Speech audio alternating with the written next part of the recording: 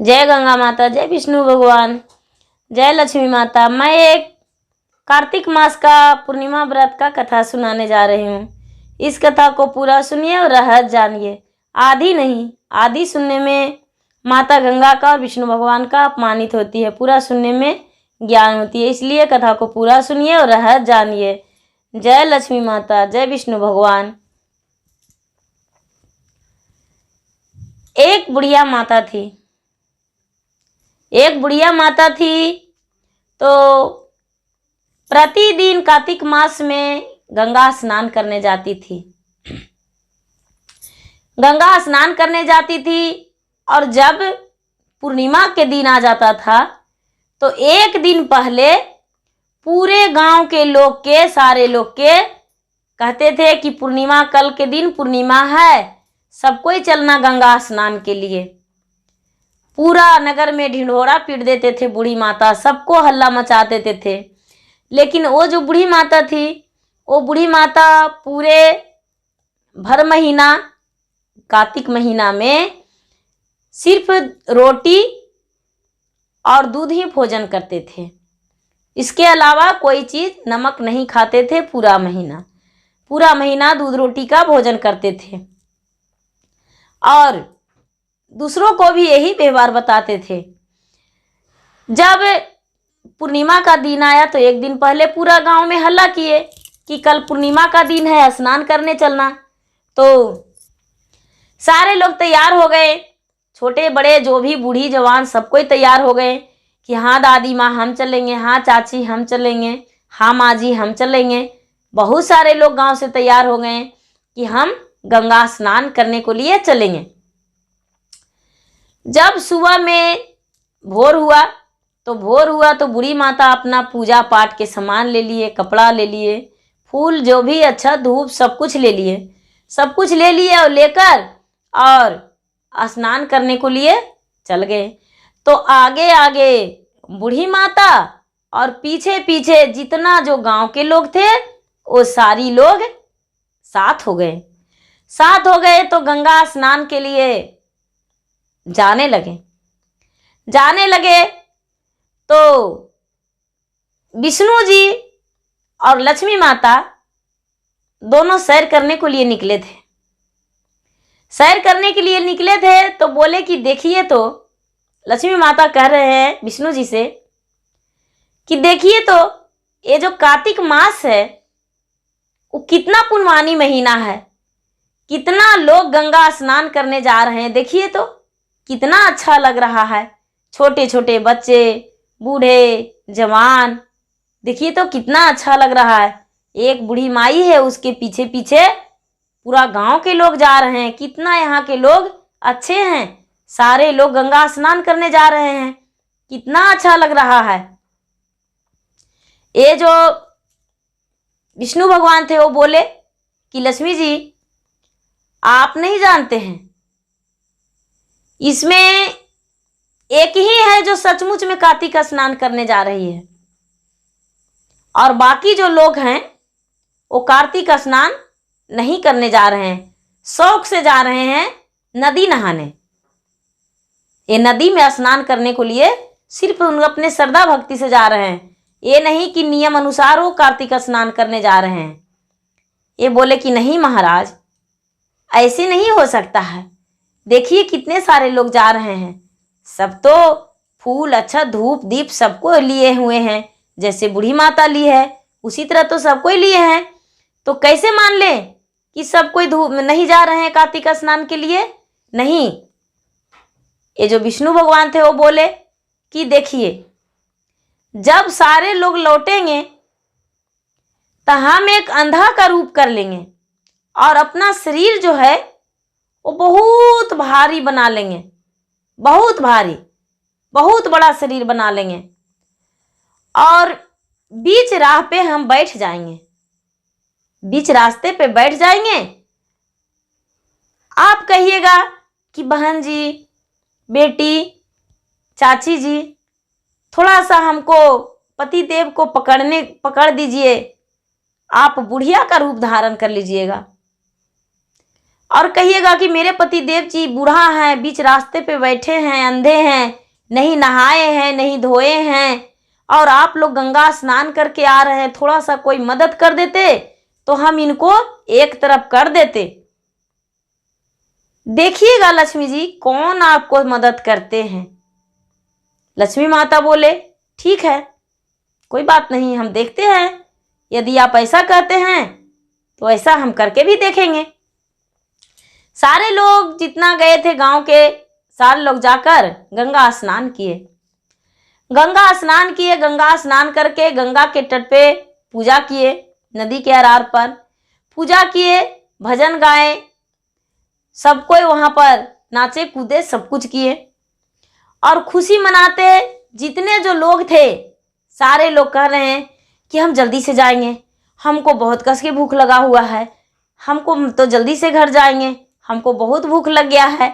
सारी लोग वहाँ से यही कहते और तेजी से आ रहे थे, पूरा तेजी से, कि हमको बहुत भूख लग गया है, 9 बज गया, 10 बज गया, ऐसे करके, और सारे लोग तेजी से आ रहे हैं। ये जो बूढ़ी माता थी वो मन में सोचते आ रहे हैं कि घर जाएंगे, पता नहीं बहू हमको बेटे से बोली है या नहीं, ब्राह्मण को निमंत्रण देने को लिए, पता नहीं भोजन के लिए तैयारी कर रही है या नहीं, जाएंगे तो बहू को कहेंगे कह के नहीं आए थे, ऐसे कह के और मन में सोचते आ रहे हैं। बूढ़ी माता धीरे धीरे सबसे पीछे स्नान करके लोटे, हाथ में लोटा लेकर उसमें जल लेकर और आ रहे हैं कि घर जाएंगे तो पूजा पाठ करने में भी देरी होगा और दिन भर उपास भी रहना है, उपास रह के ब्राह्मण को जेवनार कराना है। मन में सोचते आ रहे हैं जय विष्णु भगवान पार लगाइए, हे माता गंगिया पार लगाइए, हे माँ लक्ष्मी पार लगाइए, ऐसे करके और धीरे धीरे आ रहे हैं, क्योंकि नदी उनका गांव से बहुत दूर पड़ता था, इसलिए धीरे उनका वक्त लगे आने में। जब सारे लोग मिले धीरे धीरे रास्ते पर, वो जो विष्णु जी थे वो बैठे थे रचना रच के, तो ये जो माता जी लक्ष्मी थे वो बुढ़िया का रूप धारण कर लिए। बुढ़िया का रूप धारण करके और बोले कि बहन जी मेरे पति देव जी हैं, बूढ़े हैं, अंधे हैं, इनका चलने का पाया कर्म नहीं है, इनका भारी शरीर हो गया है, थोड़ा सा कोई भी हमको पकड़ देते मेरे पति देव जी का और हमें करी कर देते, क्योंकि आप लोग जो हैं वो गंगा स्नान करके आ रहे हैं और मेरे पति देव जी 1 महीना से स्नान नहीं किए हैं। यदि आप लोग ठेक जाइएगा तो आपका शरीर तो अशुद्ध हो जाएगा, इसलिए थोड़ा सा कोई भी पकड़ लीजिए और फिर से स्नान कर लीजिएगा, पकड़ दीजिए, एक करी कर दीजिए और आप सब सही रास्ते से चल जाइएगा। सारी लोग जो थे वो कहने लगे अरे हम यही सब काम करते हैं, हम गंगा स्नान करके आ रहे हैं और ये बूढ़ा बाबा के पकड़ेंगे? नहीं नहीं, हमने ऐसा नहीं कर सकते हैं, हम नहीं बूढ़े बाबा को पकड़ेंगे, नहीं मामा, नहीं चाची, हम नहीं पकड़ेंगे, ऐसा कह के और सारे लोग निकल गए। कोई भी उनको मदद नहीं किए, कोई भी मदद नहीं किए और सब लोग वहां से निकल गए। निकल गए तो सबसे पीछे ये बूढ़ी माता थी।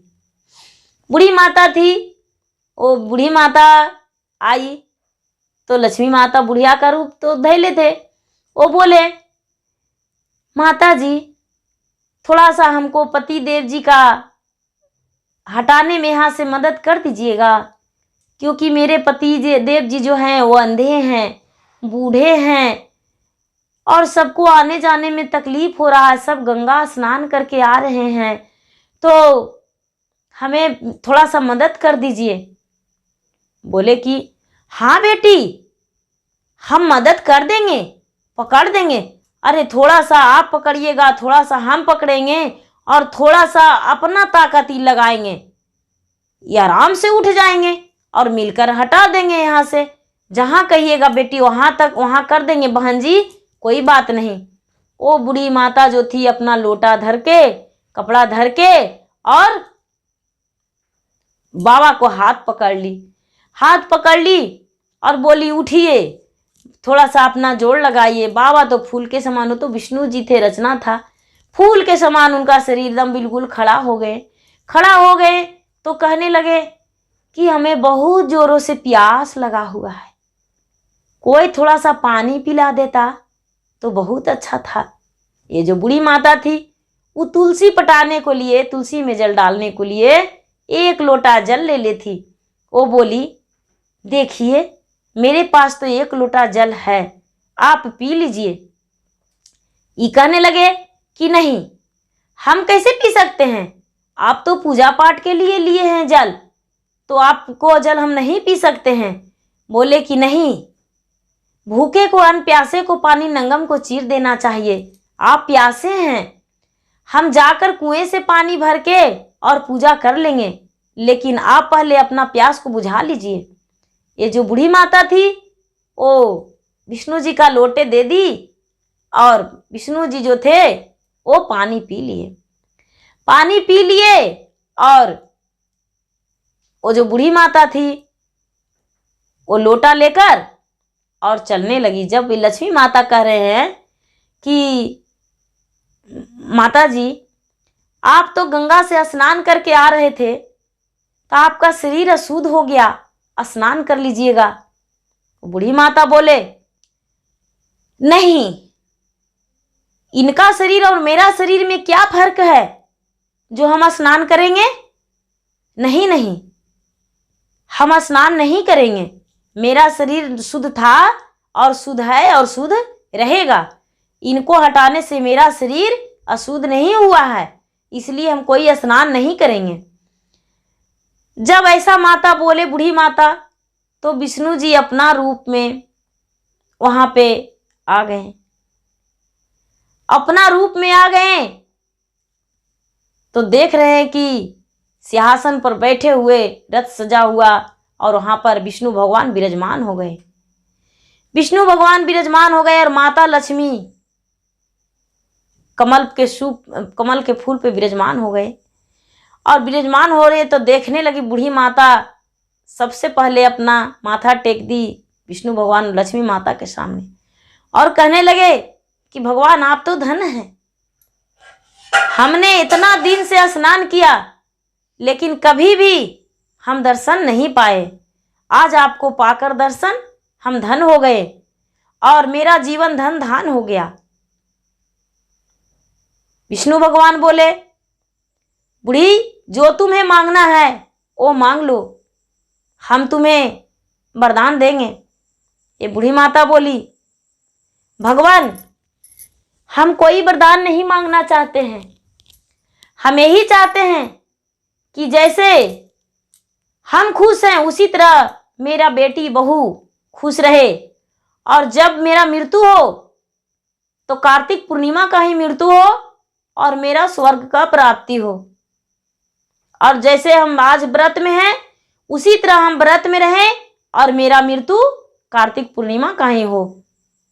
विष्णु भगवान वरदान दे दिए, वरदान दे दिए, लक्ष्मी माता वरदान दे दिए। ये जो बूढ़ी माता थी वहां से चल गई, घर अपना लौटी, खुश होकर लौटी। और विष्णु जी बोले लक्ष्मी जी को कि देखे कितना लोग गए थे गंगा स्नान के लिए, आप देख लिए?